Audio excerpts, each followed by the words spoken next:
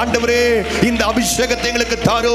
ராஜாக்களுக்கு கொடுத்த அந்த அபிஷேகம், புதிய ஏற்பாட்டிலும் அந்த அபிஷேகத்தை கர்த்தர் கொடுத்தார். கொடுத்த உடனே பவுலுடைய உருமாறிகள் அவருடைய பெல்ட் மேலங்கியே தூக்கி போடுறாங்க. அங்க பக்கற இடத்துல எல்லாம் சுகம் உண்டாகிறது. ஆண்டவராக இயேசு இந்த அபிஷேகத்தில் நிறைந்தவராக இருந்தார்.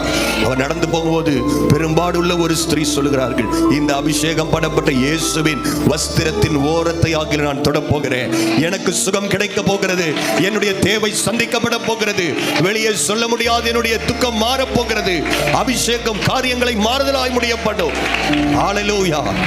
சொல்ற வசனம் எத்தனை பேருக்கு புரிஞ்சுட்டு புரியலையோ தெரியல. ஆனா கர்த்தர் உங்களை அபிஷேகிக்கணும்னு ஆண்டவர் விரும்புறார். எங்க போயிருந்தாலும், எவ்வளவு தூரம் போயிருந்தாலும் ஆண்டவர் விட்டு ஒன்னே ஒண்ணு கேட்க போறீங்க, இந்த அபிஷேகத்தை எனக்கு தாரும் ஆண்டவரே.